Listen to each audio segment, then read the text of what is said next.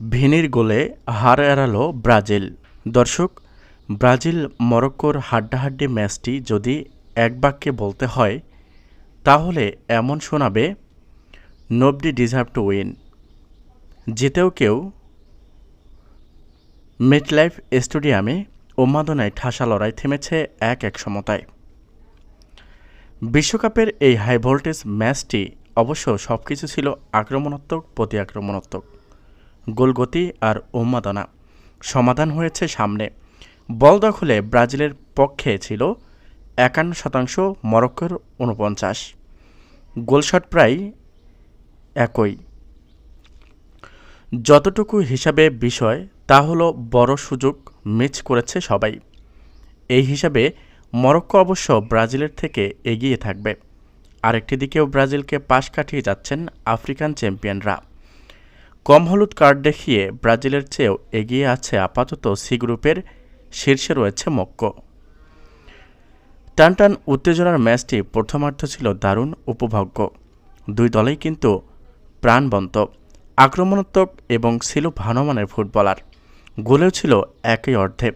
প্রথমার্ধে সুযোগ তৈরি, আক্রমণের ধার, আত্মবিশ্বাস সবকিছুতেই ব্রাজিলকে ছাপিয়েছিল মরক্কো। কিন্তু ফুটবল বারবার মনে করিয়ে দেয়, শ্রেণীটা কখন হারিয়ে যায় না। ২১ মিনিটে গোল হজমের পর সেলেসাওদের নিস্তেজ হয়েছিল। ১০ মিনিটের ব্যবধান গোলশোধ দিয়ে সতীর্থদের চাঙ্গা করে দেন ভিনিসিয়াস জুনিয়র। ৩২ মিনিটে ভিনি গোল করার আগে মরক্কোকে আনন্দে ভাসান ইসমাইল সাইবারি। ম্যাচের ২০ মিনিটে ব্রাজিলের রক্ষণ মাঝখানে চিরতরে দুর্দান্ত থ্রুপাস এড়িয়ে বাড়ান।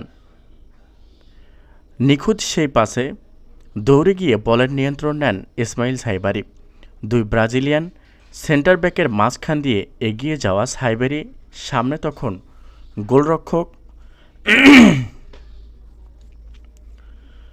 গোলরক্ষণ এলিসিনো তখন লাইন ছেড়ে বেরিয়ে আসেন। কিন্তু এতটুকু বিচলিত হননি মরক্কোর এই ডিফেন্ডার। অসাধারণ স্থিতিতে বলটিকে আলতো করে তুলে দিয়ে জালে পাঠায়। প্রথমার্ধের উত্তেজনা দ্বিতীয় অর্ধে কমে গেলেও গোলের মধ্যে মরিয়া ছিল দুদল। শেষ দিকে বেশ কয়েকটি সুযোগ মিস করেছে ব্রাজিল। ইয়াসিন বুনোকে একা পেয়ে পরাস্ত করতে পারেননি রাফিনহা। আর যোগ করার সময় নিল এই আইনউইনের নিচু শটটি ঠেকিয়ে ব্রাজিলকে পয়েন্টের স্বাদ দেন অ্যালেস্টন।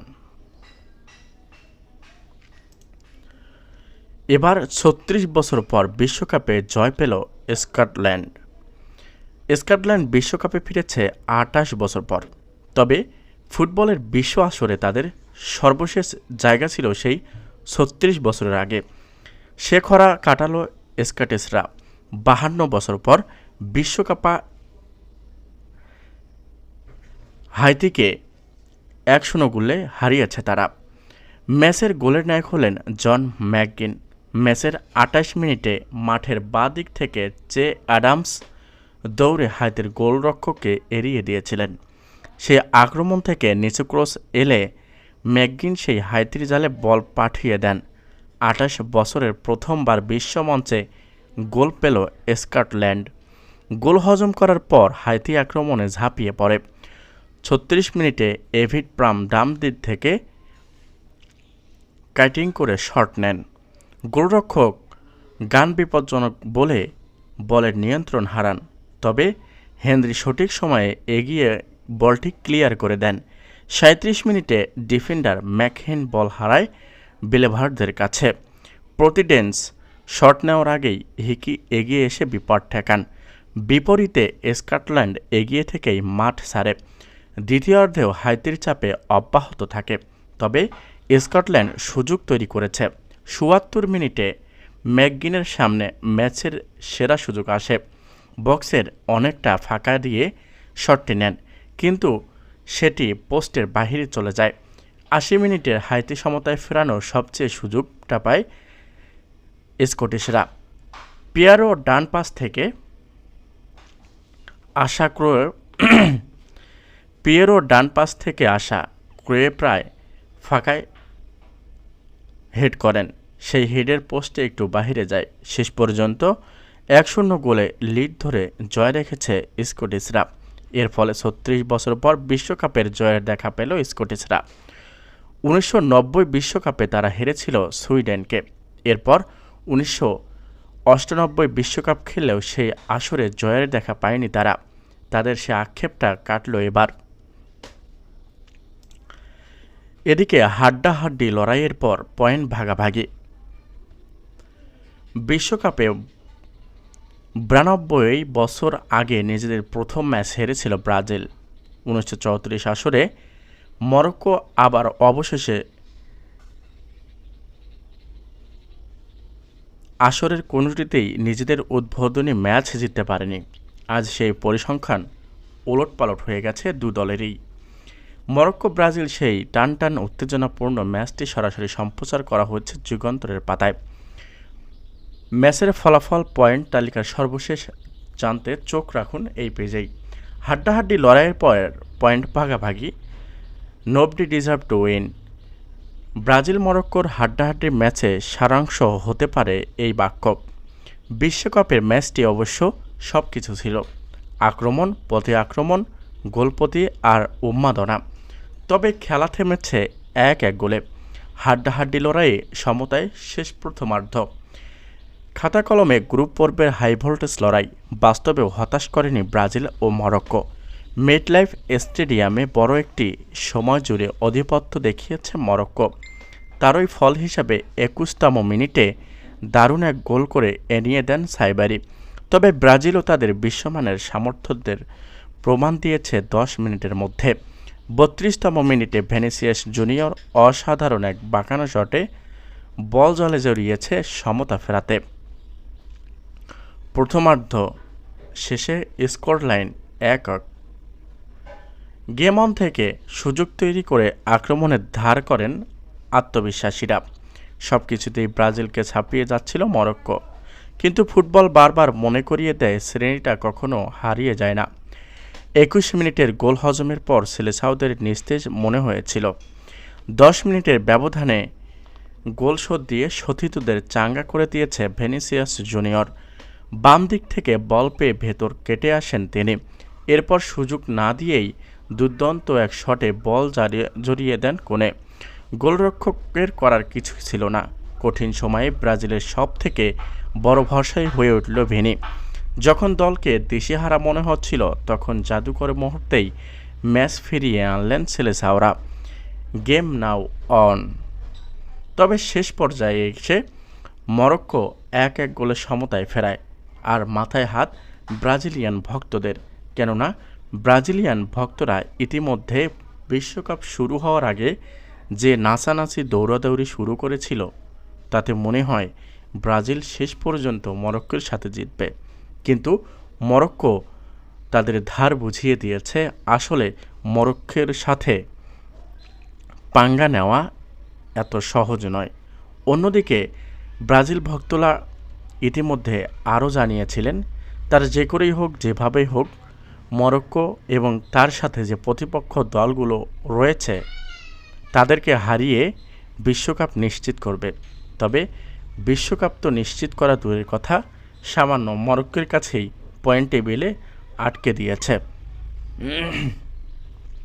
তো দর্শক, আরও চলুন নেইমারের একাদশ নিয়ে আপনাদেরকে কিছু শোনাই। ইতিমধ্যে নেইমার জুনিয়র এখন পর্যন্ত ব্রাজিল দলের কাছে এসে পুরোপুরি ফিট অবস্থায় আসতে পারেনি। তবে কবে, কখন, কিভাবে, কোথায় ফিট হবে তা এখন পর্যন্ত ব্রাজিল কোচ থেকে শুরু করে নেইমারের যে ডক্টর রয়েছে এখন পর্যন্ত তারা কনফার্ম করতে পারেনি। তবে আশা করা যায় আরও যে বাকি 3 ম্যাচ আছে তার মধ্যে যে কোনো একটি ম্যাচ দিয়েই মাঠে ফিরবেন নেইমার জুনিয়র। এটা আমরা আশাবাদী। তার কারণ কি জানেন? নেইমার ছাড়া ব্রাজিল যে একেবারে দিত সেটা সবাই জানে, আর্জেন্টিনার ভক্তরাও জানে এবং আমরাও জানি। তবে আমার মতে নেইমারকে নিয়েই খেলা উচিত। এ নিয়ে আপনারা কি বলেন? তো যাই হোক, ফুটবল বিশ্বকাপ মানেই উন্মাদনা, ঝগড়াঝাঁটি, মন কাটাকাটি, রেষারেষি এগুলো থাকবে, এটা স্বাভাবিক ব্যাপার। তবে ব্রাজিল যে আজ মরক্কোর কাছে ড্র হয়েছে, এ নিয়ে আপনাদের মতামত থাকলে অবশ্যই আমাদেরকে জানিয়ে দেবেন।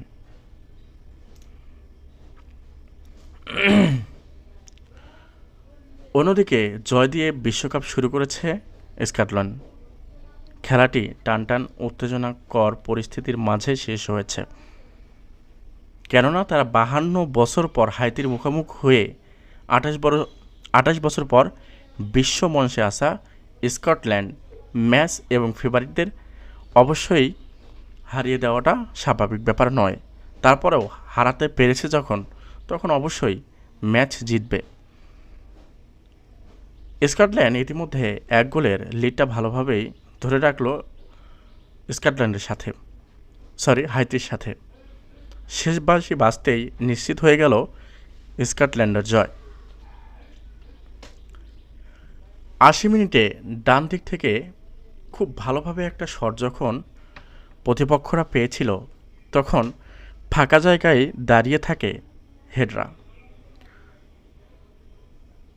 গোল পেলেও সুযোগটা নষ্ট করলো হাইতির পরবর্তী যে গোল উইন্ডার ছিল তিনি। প্রথমার্ধে গোলটা বক্সের জাল থেকে শট নিয়েছিল ম্যাকগিন। ৭৪ মিনিট ধরে মাঠে দৌড়াদৌড়ি, টানা হাসরা এগুলো পড়ার পরেও হাইতি যেন স্কটল্যান্ডে কোনোভাবেই পরাস্ত করতে পারল না। কেন পারল না, কী কারণে পারল না, আপনারা তা একটু শুনেন। সেটি হচ্ছে, কেউ 53 বছরের আক্ষেপ নিয়ে মাঠে নেমেছে। প্রতিপক্ষকে সহজভাবে ছাড় দেওয়ার প্রশ্নই ওঠে না, যার কারণে একটি চ্যালেঞ্জিং স্বীকার করতে চেয়েছিলেন হাইতিকে স্কটিশরা, আর সেটি পেরেছে 52 বছরের আক্ষেপ ঝাড়তে। তবে এই ম্যাচে একটি ফাউলও হয়েছিল এবং পেনাল্টির আবেদন করেছিল, কিন্তু আবেদনটি দেননি হাইতির বিপক্ষে। তবে সব মিলিয়ে আমি বলবো, বিশ্বকাপ চলাকালীন অবস্থায় মাঠ থেকে শুরু করে দর্শকদের উন্মাদনার যে শেষ নেই, এটি আসলে শেষ হাসি কোন প্রতিপক্ষ দল হাসবে তা বলাই মুশকিল। অন্যদিকে আর্জেন্টিনার ব্যাপারে আসি। Argentina, Lionel Messi, leader of Lionel Messi. আচ্ছা, লিওনেল মেসি যদি দর্শকদের মাঝে দিয়ে ফেরেন এবং প্রথম ম্যাচেই মাঠে নামেন, তাহলে অবশ্যই দর্শকদের উন্মাদনা আরও বেড়ে যাবে। কেন বেড়ে যাবে? মাঠে লিওনেল মেসি, এ কারণেই বেড়ে যাবে। আর লিওনেল মেসি ফুটবল ইতিহাসের এমন এক রেকর্ড গড়া প্লেয়ার যা কখনো তাকে কেউ থামাতে পারবে না। আর লিওনেল মেসির এমন আক্ষেপ দেখে রীতিমতো অবাক হয়েছে ফুটবল বিশ্বের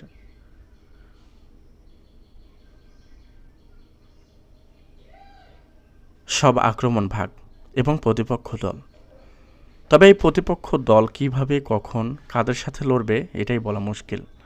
আজকের সব খেলার আপডেট জানিয়ে আমরা আবারও ফিরলাম। আজ 14 ফুটবল বিশ্বকাপে সকাল সকাল সব মিলিয়ে 6টি ম্যাচ রয়েছে। বাংলাদেশ অস্ট্রেলিয়া তৃতীয় ওয়ানডে এখানেই শেষ নয়। নারী টি-20 বিশ্বকাপে বাংলাদেশের প্রথম ম্যাচও আজ।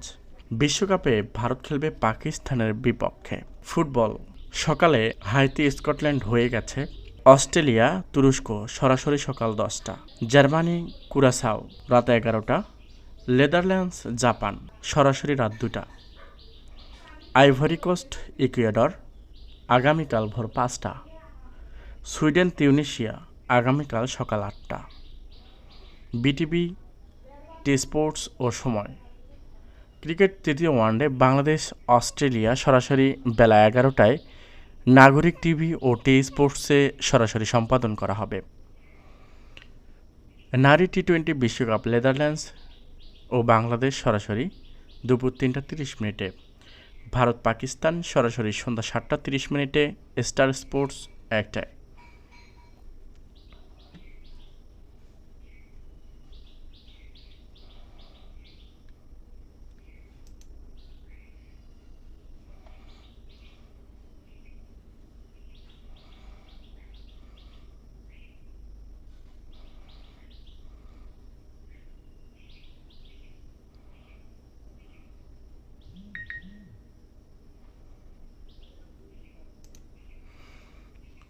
ব্রাজিলের সাথে ২০০২ সালে বিশ্বকাপ রোনালদোর ফেরা নিয়ে এক বিস্ময়কর তথ্য বেরিয়ে এসেছিল, তা কি আপনারা জানেন? এ বিষয়ে আজ কথা বলি। ২০২২ সালের ৩০ জুন জাপানের ইয়োকোহামা আন্তর্জাতিক স্টেডিয়ামে আকাশে তখন গ্রীষ্মর আলো। গ্যালারিতে হাজারো মানুষের কণ্ঠ একসঙ্গে গর্জে উঠেছে। সবুজ ঘাসের ওপর মুখোমুখি দাঁড়িয়ে আছে ফুটবল ইতিহাসের দুই মহাশক্তি ব্রাজিল ও জার্মানি।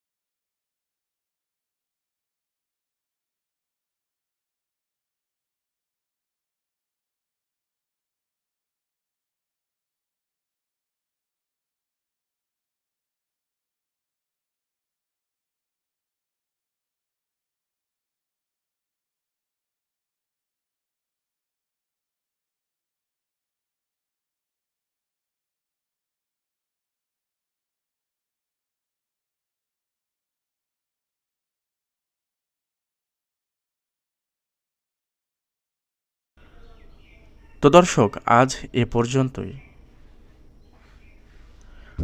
পরবর্তী কোনো আপডেট নিয়ে আসব আপনাদের সাথে।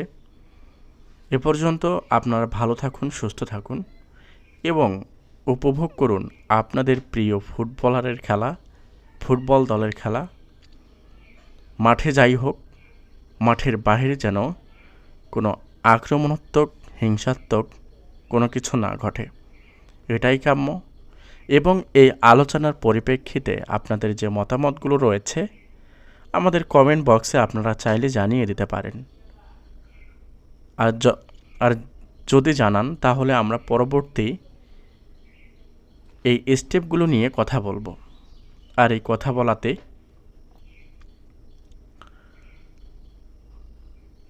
কমেন্টের উপর কথা বলবো। আর এই কমেন্টের উপরে আমরা পরবর্তী আলোচনায় বসবো এবং আপনারা মনোযোগ সহকারে শুনবেন। ধন্যবাদ।